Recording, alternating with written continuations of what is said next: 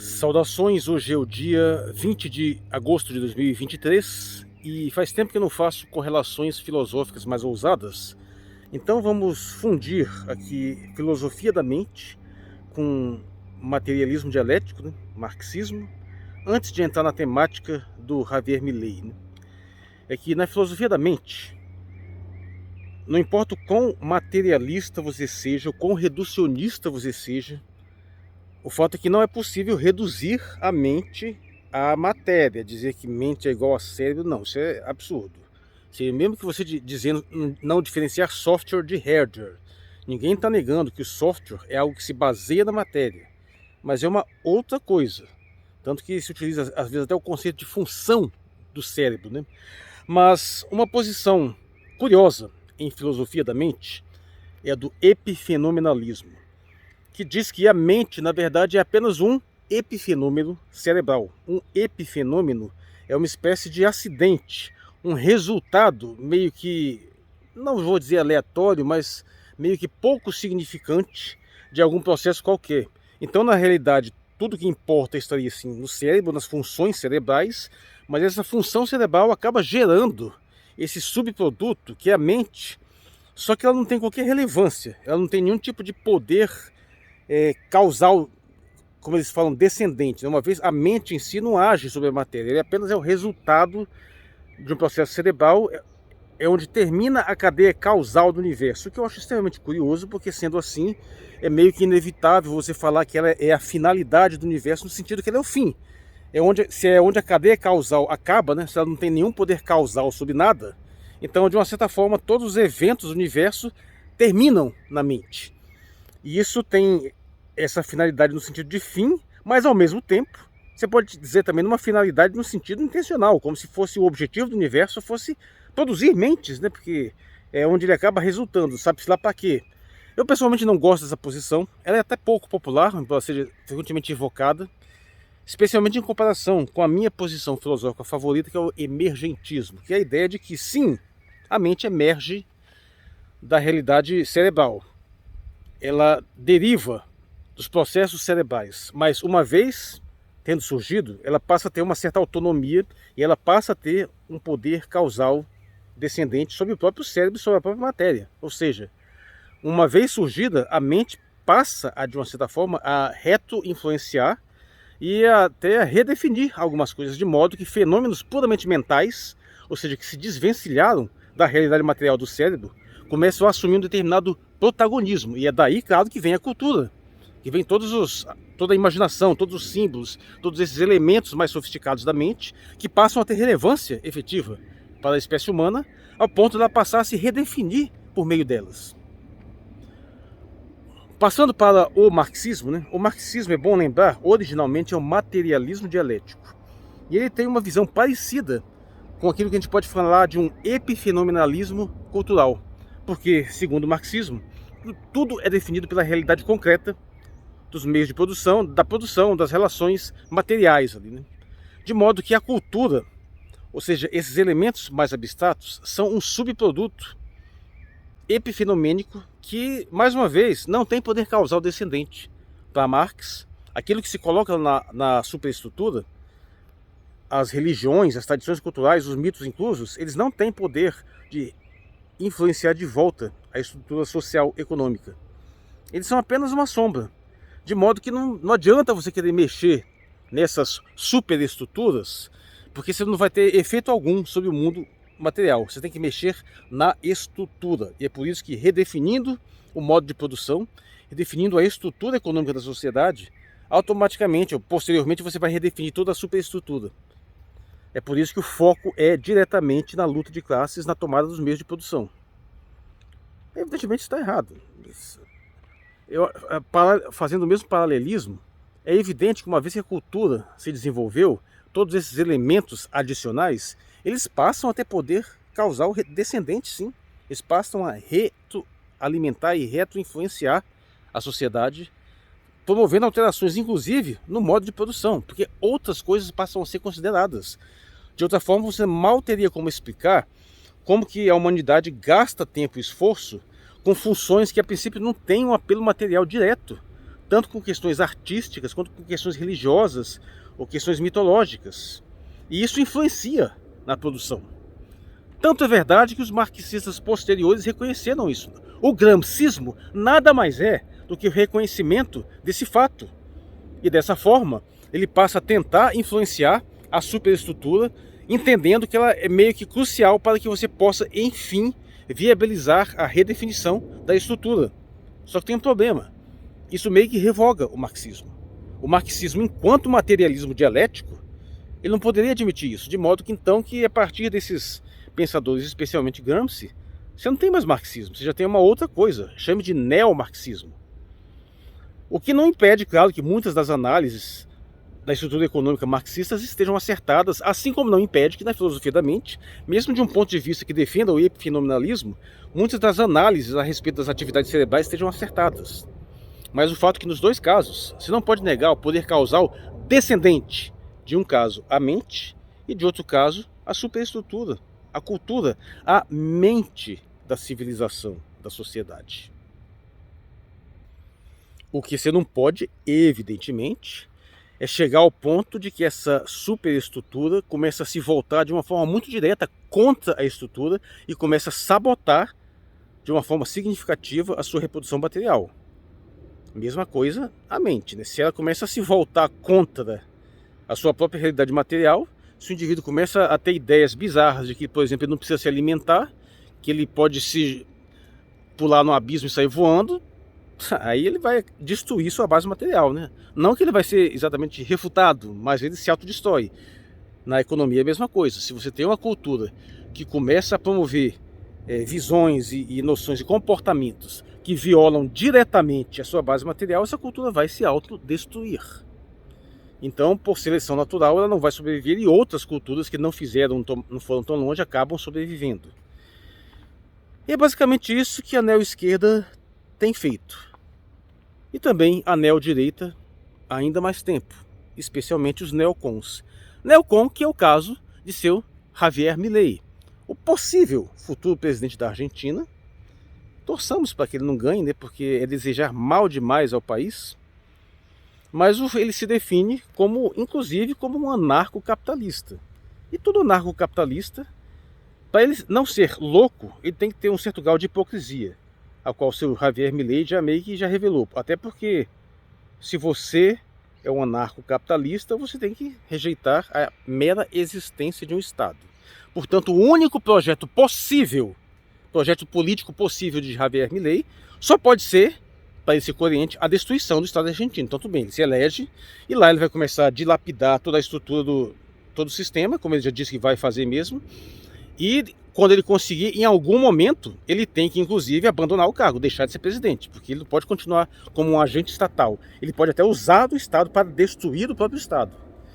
Mas, uma vez que esse projeto tenha ido a um nível mais avançado, que na Argentina, vamos ser sinceros, não é tão difícil, porque já foi bastante longe, aí ele tem que entregar o cargo. Se ele disputar a reeleição, ele já começa a ter um problema, ainda que talvez o processo de destruição do Estado possa ser um pouco mais longo.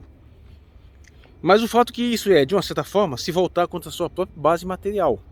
E o que é o anarcocapitalismo, se não uma negação óbvia da realidade, porque é completamente impossível haver um fenômeno capitalista num ambiente absolutamente desregulado, porque a economia, o investimento, ele precisa de ter previsão, ele precisa ter regras, ele precisa ter uma perspectiva. É impossível fazer isso sem Estado. Caso contrário, o capitalismo floresceria maravilhosamente no Suriname, na Guiné-Bissau, na Somália, no Iêmen, e não em países com estados fortíssimos, amplos, extremamente invasivos. Pois bem, então vejamos.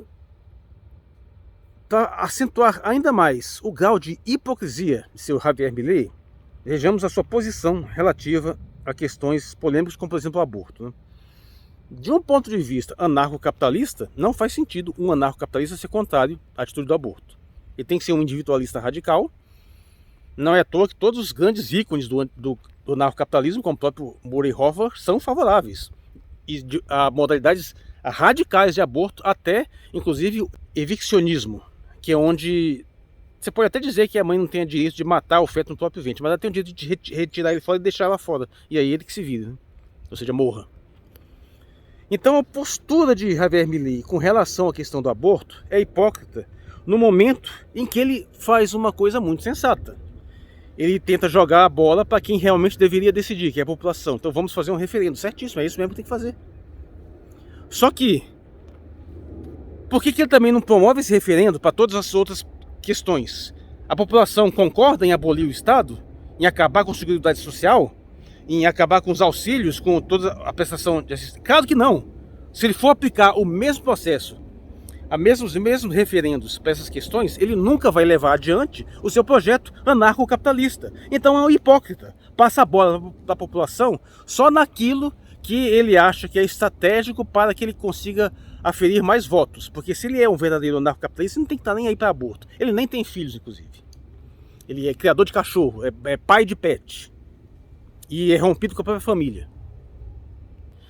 Mas tudo bem, porque o sujeito é um neocon, e todo neocon é um louco. O que é o neocon? É o miserável que tenta conciliar liberalismo econômico nas suas versões mais radicais com conservadorismo social. Uma contradição essencial, porque qualquer pessoa que pense sobre o assunto sabe que uma postura conservadora é uma postura que tenta resguardar tradições culturais. Essas tradições culturais são necessariamente coletivistas. Uma tradição é necessariamente dependente de uma transmissão de valores que exige um comprometimento entre as pessoas, o que evidentemente tem que moderar o individualismo, porque se você faz, cada um faz só o que quer, não existe coletividade, não existe trabalho conjunto.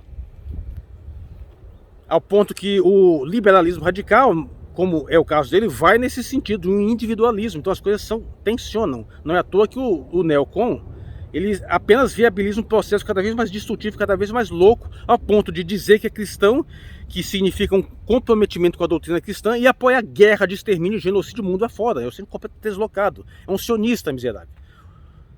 O Bolsonaro é um imbecil do neocon cretino também, né? À toa que está apoiando o Milei para não entender porcaria nenhuma, o que aliás já é até um bom indicativo, né, do desastre que essas coisas estão se encaminhando. Mas a questão que nos leva é claro, qual?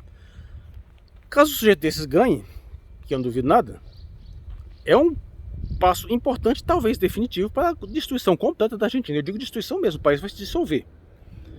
E talvez seja meio que inevitável, se você pensar bem, observar que a Argentina é a Europa da América do Sul, né? Em grande parte o Uruguai também. Só que o Uruguai é muito pequeno, né? Então é um pouco mais anômalo, é uma coisa que pode ter um processo de autodestruição acelerado também, apesar de ter um estado de bem-estar social, mas com uma simples invasão de 1 milhão de brasileiros lá se resolve o problema. A Argentina é um pouco mais complicado. Já foi a segunda maior população da América do Sul, agora perde para a Colômbia. Está em processo claro de extinção, só que a Argentina, ela concilia as duas Europas, né? De uma certa forma, ela tem tanto a Europa Ocidental quanto a Europa Oriental. De uma certa forma, Buenos Aires é a Europa Ocidental. Tem várias características dessa decadência europeia. Com o agravante de que é um pouco mais complicada a questão da imigração para lá. Não por uma questão de resistência, mas é porque não tem muita tradição, né, de imigração para a Argentina. Tradição recente, teve tradição antiga, mas tradição mais recente. Por outro lado, fora de Buenos Aires, em algumas outras regiões, você vai ter uma Argentina mais profunda que pode estar um pouco mais associada a uma Europa mais oriental, uma Europa mais resistente. Então tem essa tensão ali. Mas a questão é que Buenos Aires, com o peso absolutamente desmedido que ela tem sobre o país, se não me engano parece que mais de 1/4 do eleitorado do peso do país está todo em Buenos Aires. Se Buenos Aires entrar em colapso, que é uma cidade autônoma, por sinal, a cidade autônoma de Buenos Aires já tem um regimento até diferenciado do resto do país. Eu não sei se a Argentina se mantém coesa, por exemplo, com uma dissolução de Buenos Aires, um colapso de Buenos Aires. Ela perde completamente o rumo. Claro que vai ter regiões que vão ter um certo grau de autonomia, mas é aquela questão da fragmentação, né? O país pode se fragmentar em várias sub-regiões, talvez seja até melhor, não sei. Mas perde completamente toda aquela visão de país, aquela visão de projeto de país, aquela noção maior do que é uma Argentina. Se o tal do Javier Milei foi eleito, que essa altura não duvido de mais nada, o resultado fatal será esse processo de autodestruição, porque o anarcocapitalismo Entre outras coisas, ao negar a relevância e a importância do Estado no seu processo de gerenciamento da sociedade, é de uma certa forma alguém que promove esse processo de autodestruição, porque ele se volta contra suas bases materiais, porque é óbvio que não tem como nenhuma sociedade minimamente desenvolvida avançar sem uma administração, sem uma autogerência. Você não pode fazer isso meramente pela economia. Você tem a política é absolutamente crucial para que isso seja possível. Não há exemplos, por favor, não há nenhum exemplo histórico de qualquer coisa que minimamente mereça o nome de anarcocapitalismo. Qualquer movimento nesse sentido resulta em dissolução, em caos completo e fuga de capitais. Veja o meu vídeo de anarcocapitalismo é impossível. É como se o anarcocapitalista visse o Estado como um epifenômeno da economia, como se ele fosse dispensável, uma coisa irrelevante, um acidente. Uma coisa que aconteceu por acaso que só faz atrapalhar, sendo que absolutamente ele é crucial. Não é uma coisa acidental, é uma coisa estrutural, sem a qual a sociedade não tem como funcionar. E veja só, se você for bater mais nessa tensão entre polarizar o mercado e o Estado, é evidente que não tem como uma civilização minimamente avançada existir sem um dos dois. Mas é mais fácil haver um movimento mais em direção do Estado do que em direção ao mercado. Historicamente isso é demonstrado. A experiência soviética durou 70 anos, com um movimento maior nesse sentido. Algumas experiências ainda estão por aí. A Coreia do Norte está aí, é um tempão. Tem Cuba. Então existe. Agora, que exemplo minimamente parecido de anarcocapitalismo você tem em algum lugar? Nenhum. Então, nessa movimentação, o que fica claro que é mais fácil você manter uma civilização minimizando a influência do mercado do que minimizando a influência do Estado. Porque mesmo os países que gostam de publicar aquela fraudezinha fajuta lá da Heritage Foundation, né? Mesmo nesses países vocês vão ver que o Estado é pequeno porcaria nenhuma. Ele pode até permitir algumas liberdades econômicas aqui e ali, mas são estados de bem-estar social gigantescos, são máquinas militares gigantescas, têm influência sobre o resto do mundo. E o que me leva, talvez, ao ponto mais crucial, né? Todo ANCAP é um hipócrita nesse sentido. A não ser que ele seja... Porque para ele acreditar completamente na sua própria visão de mundo, ele tem que dar uma enlouquecida. Se ele for muito jovem, isso é compreensível. Isso é mais perdoável, que é da natureza dos jovens você ter essa certa inconsequência, especialmente quem nunca se casou, nunca teve filhos.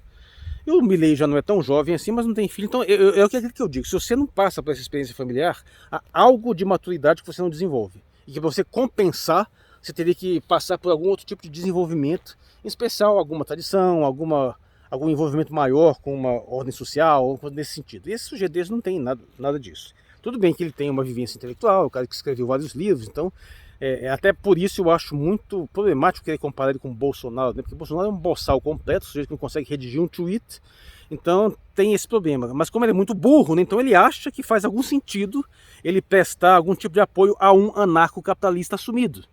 Mas de qualquer modo, a não ser talvez pelo fato de que no fundo talvez o Milei saiba que esse projeto anarcocapitalista é absolutamente inviável, ele só vai na direção desse liberalismo radical, né? Liberalismo que está sendo sempre protegida pela maldita da mídia, chamando o sujeito de extrema-direita, né? Em vez de dizer que ele é um extremo liberal, é um liberal radical, não, anarcocapitalismo é isso, é a versão fantasiosa daquilo que, de uma forma mais plausível, é um libertarianismo, é um neoliberalismo, qualquer coisa nesse sentido. Use o tempo que você quiser, mas é um liberalismo radical que quer dilapidar tudo, entregar tudo para iniciativa privada. O cara quer dolarizar a economia da Argentina, bicho, pelo amor de Deus. Pelo amor de Deus. Todos os problemas da Argentina são submissão ao capital internacional e interno também, né? E o animal vai dizer que o problema é gasto público, caramba, isso é fraude. O problema de nenhum lugar é gasto público excessivo, pelo contrário, é dívida pública com o setor privado. É uma dívida impagável, que não tem como pagar nunca, que está sempre arrancando os recursos do país, da população, para sustentar parasita. E esse patife desse Milei é apenas mais um para defender o interesse de parasita. Talvez porque no fundo, no final das contas, ele caia em si, né? Talvez esse seja o passo evolutivo que um ANCAP ou coisa que o valha tenha que fazer para pelo menos deixar de ser louco e necessariamente ter que se tornar um hipócrita, porque ele sabe que aquele projeto é inviável. Então ele tem que entender que a única coisa que ele vai fazer é beneficiar ainda mais as elites financeiras, vai entregar mais coisa para o setor privado, para especulação, para o pessoal que tem muita grana ficar cada vez mais rico, arrancar o couro até a última gota de sangue de uma população, arrasar o país e reduzir as pessoas à condição de escravidão. No fundo, se o infeliz do ANCAP for fazer um tipo de análise mais profunda e ter esse mínimo de discernimento, ele vai ter que aceitar o fato de que o único propósito existencial dele é defender os interesses da elite financeira. Então, e é isso que eles fazem mesmo. E não é só nas ações inconscientes, acho que muitos deles já têm consciência disso. Tem um aí, né, que, por exemplo, é favorável à entrada do Brasil na OCDE, mas é contra o alinhamento do Brasil com o BRICS. E o animal se diz ANCAP. Sendo que o BRICS, até hoje, não impôs absolutamente nada relativo à autodeterminação de um país. É simplesmente uma relação comercial, a relação que todo ANCAP deveria defender, né? A relação de troca, de comércio. Ao passo que a OCDE impõe uma penca de determinações que o país tem que seguir, não tem nada a ver com a economia. Impõe questões políticas, impõe questões tributárias, impõe questões culturais, impõe pautas de gênero, todas essas coisas todas. E esse imbecil me diz que é ANCAP. E no final das contas, o Javier Milei vai, claro, se posicionar contra o BRICS, vai, claro, defender a ainda maior submissão aos Estados Unidos, que é o maior estado policial que já existiu nesse mundo, que impõe restrições estatais invasivas, coercivas, violentas contra o planeta inteiro, e você tem que se submeter, inclusive impõe a pauta do aborto, que o miserável finge que é contra. Você vê que esses caras são hipócritas. No fundo, eles apenas defendem isso. Essa questão é bastante evidente, que ela defende armamento. Você viu, né? Dá arma para todo mundo. Mas é o mesmo cara que pode apostar que vai achar que a Coreia do Norte não poderia ter armamento nuclear, que vai defender os Estados Unidos invadir lá, matar todo mundo, porque os Estados Unidos é a polícia, é o Estado do mundo que impede os outros de terem arma. Ou seja, os caras são os canalhas mesmo. Não tem que ter papas na língua com esse pessoal, não. Mas assim, para sintetizar, né, que eu precisava falar um pouco sobre esse sujeito. Nem estudei muita coisa sobre ele, não vou perder tempo nele. O pouco que eu já vi é o suficiente para capturar toda a mentalidade por trás, né? E é bem óbvio, por sinal. Agora, a grande questão é se ele está sendo minimamente sincero, se ele sabe que não tem como ir longe mesmo, se ele vai conseguir governar por algum tempo caso seja eleito, se ele não vai ser neutralizado pelo Congresso, provavelmente vai ser o caso, se ele não vai ser derrubado, e quanto tempo que a Argentina aguenta, né? Porque o histórico da Argentina é verdadeiramente dramático, considerando que já foi um dos países que teve a propensão de ser um dos maiores potências do mundo, né? E tinha todo esse potencial. Vastos recursos naturais, uma boa posição geográfica, né, para efeitos de proteção contra ameaças externas, uma população bastante trabalhadora, muitas perspectivas, mas o problema da Argentina é que ela falhou no desenvolvimento do seu mercado interno e de um certo grau de fechamento que todo país, para se tornar potência, ele tem que fazer em um determinado momento antes de se abrir. É você fomentar uma produção interna e um mercado interno com algum grau de autossuficiência, para que você possa então fazer uma projeção mais externa, né? E a Argentina falhou mais ou menos nesse modelo. Você teve um projeto de país bastante desenvolvido por Perón, o peronismo até hoje tem algum projeto de país, o resto é muito parecido com o Brasil, né?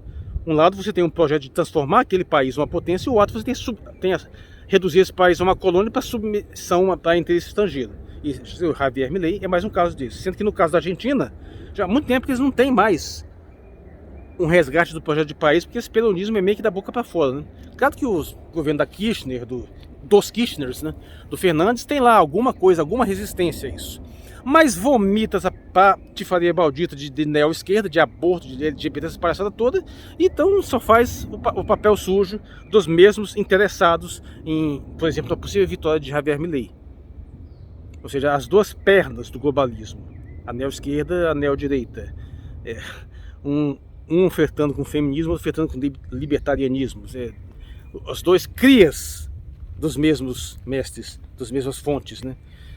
E que esses imbecis aí acham que estão lutando, fazendo uma luta épica, sendo capachozinho do lado direito, capachozinho do lado esquerdo. E infelizmente toda a mídia, aí, a maior parte dos articulistas caindo nessa baboseira. Então, e se você vê alguém falando em extremo direito, você já sabe que não tem nenhuma análise possível que surja dali que seja minimamente lúcida. Em vez de dar o nome correto pro cara, que é o, diga ultraliberal, extremo liberal, qualquer coisa nesse sentido, já seria um pouco melhor. Neocon. Mas para fazer o fechamento agora, sério, o fato é que Javier Milei é alguém que, quando você faz uma leitura até marxista, e lembrando que o ancapismo, o libertarianismo, ele é uma espécie de marxismo às avessas, né? Ele faz essa leitura também de um certo desenvolvimento histórico, material. Só que ele faz a inversão total. Ele vai dizer que, ao invés de ser os trabalhadores que sustentam a sociedade, são aquela pequena elite lá, que na verdade é que faz tudo, né? Em Rand, né? Tem essa mentalidade.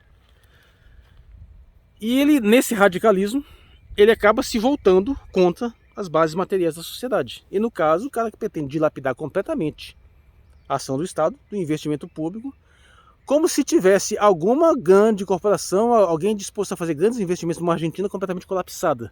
Nem dólar vai ter, o animal quer dolarizar a economia, quem é que vai querer? Eles nem têm dólar, nem dólar eles têm. A melhor esperança de recuperação da Argentina agora seria entrar no BRICS. E chega um desgraçado que vai querer impedir, inclusive romper a relação comercial com o Brasil. Ou seja, o cara vai destruir o país completamente. Isso é auto-evidente. O que não faz sentido nem do ponto de vista narcocapitalista, porque não faz muito sentido você escamotear relações comerciais diretas. Ah, porque tá com medo de socialismo, meu Deus do céu. Porque comunismo. É um nível. Infelizmente, eu não vejo muita esperança não, acho que esses caras vão pro abismo mesmo. Tomara que ele não ganhe, porque não adianta, não tem essa de aprender. Ah, não, mas é bom ele colocar ele lá, porque ele deixou todo o pessoal. Não, não aprende, não tira esse negócio da cabeça, o pessoal não aprende porcaria nenhuma.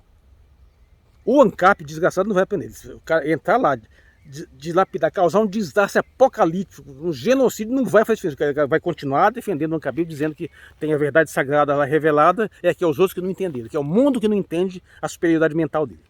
Okay? Então torcemos para esse sujeito não ir muito longe. Eu sou o Marcos Valério XR, no dia 20 de agosto de 2023. Muito obrigado por sua atenção.